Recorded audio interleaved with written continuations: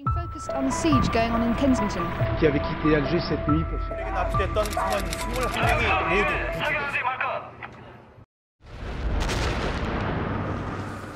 아랍 국가들의 지원에 힘입은 팔레스타인 해방기구는 요르단을 근거지로 반이스라엘 투쟁을 벌였지만 정작 요르단에 있어서는 골칫거리였습니다. 팔레스타인 해방기구의 존재로 이스라엘에 공격당하기도 한 요르단은 팔레스타인 해방기구의 활동을 제한했지만 그 결과는 처절한 시가전이었습니다. 팔레스타인 해방기구는 여객기 5기를 납치하고 요르단 국왕 후세인 1세를 암살하려는 등 선을 넘다 못해 부숴버리고 말았는데요. 인내심의 한계에 다다른 후세인 1세는 군을 동원해 팔레스타인 해방기구를 밀어버렸고 그 결과 수천 명의 사상자가 발생했죠. 검은 9월이라 불리는 이 전쟁으로 요르단 총리 와스피탈이 무장괴한 4명에게 암살당했고 이 무장괴한 4명은 자신들은 검은 9월단이라 칭했습니다. 철저한 신비주의 속에 운영된 검은 9월단의 수장 아부이아드는 1972년에 개최될 미넨 올림픽에서 세계의 팔레스타인이 살아있다는 걸 알리기로 계획합니다. 이아드는 8명의 테러리스트를 미넨으로 보내 이스라엘 선수단 11명을 인질로 잡게 했고 서독 경찰의 미숙한 대처로 인질 전원이 사망하는 참사가 벌어지는데요. 나치즘의 잔재에서 벗어나려던 서독의 꿈은 그렇게 조기 개양과 함께 산산조각이 났죠. 각종 테러로부터 국민을 지키는 대테러 부대로 들어가 보겠습니다.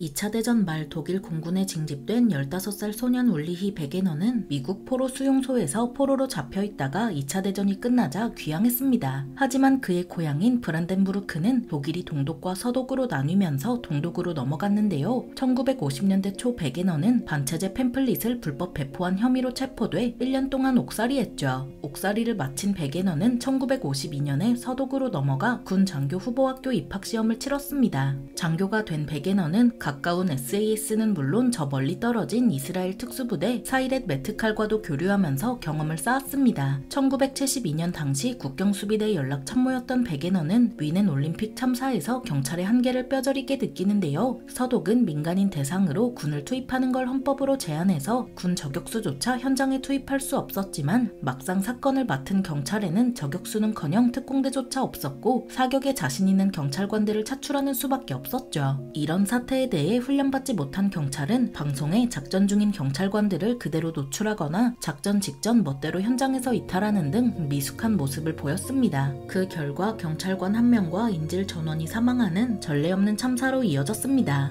미넨 올림픽 참사 이후 서독 내무부 장관 한스 디티일이 겐션은 베게너에게 강력한 대테러 부대를 창설하라 명령했지만 정치인들의 반대에 부딪히게 되는데요. 그 이유는 나치즘의 잔재에서 벗어나려는데 나치 친위대가 연상되는 부대를 창설하는 건 받아들이기 어려웠기 때문이죠. 이에 베게너는 군이 아닌 국경수비대에서 인원을 차출해 대테러 부대를 창설했고 이들에게 제9국경수비단이란 이름을 붙여줬습니다. 그렇게 미넨 올림픽 참사로부터 3주가 흐른 1972년 9월 26일에 창설된 제9국경수비단 줄여서 GSG9는 베게너가 SAS 사이렛 메트칼과 교류하면서 쌓은 경험을 공유했습니다. 그렇게 1973년 3월이 되자 베게너는 GSG9이 작전 준비를 마쳤다고 보고했는데요. 한편 영국에서는 에드워드 허스 영국 총리가 미넨 올림픽 참사와 같은 테러에 대비하라고 국방부에 요청하면서 SAS의 대테러 부대를 편성하라고 명령했죠. 그렇게 SAS의 대원 20명으로 구성된 최초의 대테러 부대가 꾸려졌고 이들은 언제든 작전에 투입될 준비가 되어 있었습니다. 이들이 받은 대테러 훈련에는 사격, 인질 구출, 농성 돌파 등이 포함됐고 훈련 기간 동안 10만 발이나 되는 권총탄을 소비하면서 16개월 주기로 교대했습니다. 영국의 기술자들은 SAS를 위해 섬광탄이나 파쇄성 탄자 등 다양한 물건을 개발했는데요. 이들의 첫 실전은 1975년 1월 7일 권총으로 무장한 이란인이 스탠스테드 공항에 착륙한 여객기를 납치하는 사건이었죠. SAS의 활약으로 테러리스트는 생포되어 사건은 큰 피해 없이 무사히 종료됐지만 문제는 당시 영국이 IRA의 테러로 인해 조용할 날이 없다는 거였습니다. 이에 기네스북 공동 창립자인 로스 맥워터가 보안군의 IRA 활동을 신고하는 사람에게 5만 파운드를 주자고 제안했는데요. 그러자 IRA는 로스 맥워터를 암살해버렸죠. 맥워터를 암살한 발컴 스트리트 갱 4인조는 경찰과 총격전을 벌이며 도주한 끝에 아파트로 들어가 인질극을 벌였습니다. 그러자 경찰은 특공대를 투입하는 대신 BBC 라디오 뉴스를 통해 SAS가 투입될 거라는 거짓 정보를 흘렸고, 그 결과 발컴 스트리트 갱 4인조는 항복했습니다. 실제 SAS는 1975년 3월 12일 IRA 대원 체포를 시작으로 북아일랜드 분쟁 내내 대테러 작전을 수행했는데요. 한편 미넨 올림픽 참사의 당사국인 이스라엘은 모사드와 사이렛 메트카를 동원해 여기저기 도피한 검은 구월단을 찾는 족족 처단했고, 그 결과 팔레스타인과의 사이는 더욱 나빠졌죠. 미넨 올림픽 참사로 팔레스타인 해방기구가 국제적으로 비난 대상이 되자 팔레스타인 해방기구는 국제 테러에 개입하지 않는다고 밝히면서 노선을 바꿨습니다. 게다가 검은 구월단의 모체인 팔레스타인 해방인민 전선은 레바논에서 괴멸당하면서 사실상 무너지다시피 했습니다. 그런데도 살아남은 팔레스타인 인민해방 전선은 1976년 6월 27일 254명의 승객이 탑승한 여객기를 납치하고 동료들을 석방하라고 요구했는데요. 납치당한 여객기가 우간다의 엔테베 국제공항에 착륙하자 우간다 독재자 이디 아민은 이들을 환영했죠. 테러리스트들은 이틀 동안 148명의 승객을 석방했지만 대다수가 유대인이었던 승객 94명과 승무원 12명은 풀어주지 않았습니다. 테러리스트들이 자신들의 요구사항을 들어주지 않으면 106명의 인질을 죽이겠다고 협박하자 이스라엘은 모사드가 제공한 정보에 따라 인질 구출 작전을 수행하기로 정합니다. 1976년 7월 4일 해질녘 100명의 이스라엘 특공대를 태운 수송기가 이륙해 우간다로 날아갔는데요. 우간다에 도착한 이스라엘 특공대에는 베냐민 네타냐후 이스라엘 총리의 형 요나탄 네타냐후가 이끄는 사이렛 메트칼이 함께했죠. 이스라엘 특공대는 엔테베 공항을 급습해 공항을 지키던 우간다 공군 군사경찰을 사살하고 미그 17 전투기 11기와 관제시설을 파괴했습니다. 한편 인질 구출조는 한순간도 낭비하지 않고 곧장 엔테베 공항 건물로 밀고 들어가 테러리스트 전원과 20여 명의 우간다 공군 장병을 사살했습니다. 인질 구출 작전은 성공적으로 마무리됐지만 지휘관이었던 요나탄 네타냐후는 테러리스트의 총에 맞아 과다출혈로 전사했는데요. 그는 이스라엘 특공대의 유일한 전사자였죠. 하지만 팔레스타인 해방인민전선은 여기서 포기하지 않고 1977년 10월 13일 루프트한자 181편을 납치합니다. 테러리스트는 기장인 위르겐 슈만에게 라르나카로 날아가도록 강요했지만 슈만은 연료가 부족해서 로마에 착륙해야 한다고 말했는데요. 그렇게 루프트한자 181편은 로마에 착륙했고 첫 번째 요구사항으로 동지 2명 석방 1,500만 달러를 제시했죠. 이에 서독은 이탈리아에 연락해 여객기가 이륙하지 못하게 타이어를 쏴야 한다고 했지만 문제를 키우기 싫었던 이탈리아는 루프트한자 181편이 재급유를 마치고 이륙하도록 했습니다. 원래 목적지였던 라르나카에 루프트한자 181편이 착륙하자 현지 팔레스타인 해방기구 대표가 공항에 와서 인질을 석방하라고 설득했습니다. 하지만 팔레스타인 해방기구 대표의 설득에도 테러리스트들은 뜻을 굽히지 않았고 라르나카에서 이륙해 베이루트로 향했는데요. 하지만 베이루트는 폐쇄됐고 다마스커스, 바그다드, 쿠웨이트도 줄줄이 폐쇄되자 루프트한자 181편은 바레인으로 향했죠. 슈만은 다른 여객기로부터 바레인도 폐쇄되었다는 소식을 들었지만 그는 관제탑에 무전을 보내 연료 부족으로 착륙할 수밖에 없다고 통보했습니다. 그렇게 루프트한자 181편은 10월 14일 새벽 1시 52분에 바레인에 착륙했고 그 즉시 바레인군이 몰려왔습니다. 군인들이 테러리스트에게 총뿌리를 겨누자 테러리스트는 부기장의 머리에 총구를 겨눴고 결국 군인들은 물러날 수밖에 없었습니다. 재급유를 마친 루프트한자 181편은 두바이로 향했지만 착륙을 거부당하자 슈만은 바레인과 같은 방법으로 착륙했는데요. 테러리스트들은 관제탑에 음식, 물, 약품, 신문을 가져오라 요구했죠. 이때를 놓치지 않은 슈만은 테러리스트가 남성 2명, 여성 2명이라는 점을 알렸습니다. 이 사실이 아랍에미리트 국방부 장관을 통해 알려지면서 라디오를 듣던 테러리스트는 슈만의 생명을 위협했고 슈만의 목숨이 경각에 달하자 서독에서 급한 베게너 대령이 두바이에 도착했습니다. 두바이에 도착한 베게너 대령은 GSG-9과 함께 온 SAS 대원 2명으로 인질 구출 작전을 계획했는데요. 그 사이 테러리스트들은 재급유해주지 않으면 인질을 쏘겠다고 협박했고 결국 재급유를 마친 루프트한자 181편은 다시 이륙해 아덴으로 향했습니다.